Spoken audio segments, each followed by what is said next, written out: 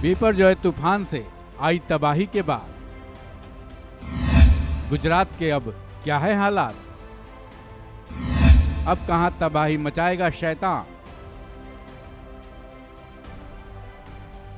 ये तस्वीरें गुजरात के उन जगहों की हैं जहां बिपरजॉय नाम का शैतान आया और बहुत कुछ अपने साथ उड़ा ले गया।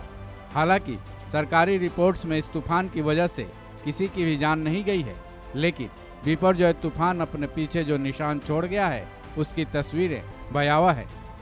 IMD के मुताबिक गुजरात के 6 से ज़्यादा जिले इस तूफान से बेहद प्रभावित हुए हैं, जिसमें कच्छ और सौराष्ट्र भी शामिल हैं। तेज हवा और बारिश की वजह से गुजरात में सैकड़ों पेड़ जड़ से उखड़कर जमीन पर आ गिरे। वहीं बिजली के खंभे भी हजारों की संख्या में धराशायी हो गए। अब सवाल ये है कि गुजरात में तबाही मचाने के बाद अब किन राज्यों की बारी है जहां बिपरजॉय शैतान का कहर बरपने वाला है। IMD के मुताबिक बिपरजॉय तूफान का असर अब राजस्थान में दिखाई दे रहा है। इसके अलावा मुंबई, गोवा, कर्नाटक, केरल और तमिलनाडु में भी इसका असर दिख रहा है। इसके असर से 17 जून की शाम को यूपी और हरियाणा में कुछ इलाकों में बारिश हुई है। IMD ने बताया कि राजस्थान में इसका रुख होने के चलते राज्य के 15 जिलों में हाई अलर्ट जारी कर दिया गया है।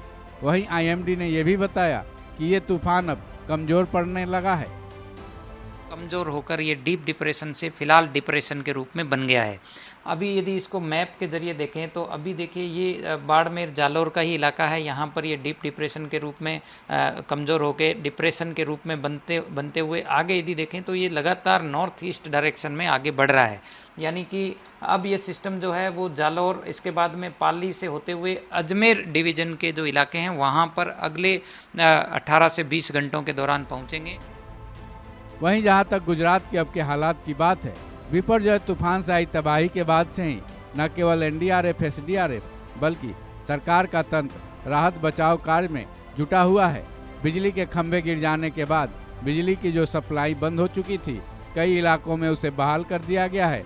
वहीं जिन जगहों पर बिजली की आपूर्ति अभी भी ठप है, उसको बहाल करने के लिए तेजी से काम किया जा रहा है। जिन सड़कों पर पेड़ गिर चुके थे, कई जगहों से उसे हटा लिया गया है, जिसके चलते उन स्थानों के यातायात संचालन शुरू हो चुके हैं। वहीं IMD के मुताबिक 17 जून तक करीब 1 लाख लोगों को शेल्टर होम भेजा गया था, वो सभी सुरक्षित हैं। वहीं गुजरात अभी पूरी तरह से तूफान के असर से मुक्त नहीं हुआ है, क्योंकि बनासकांठा और गुजरात के कुछ इलाकों में अभी भी कहीं मध्यम तो कहीं भारी बारिश हो रही है।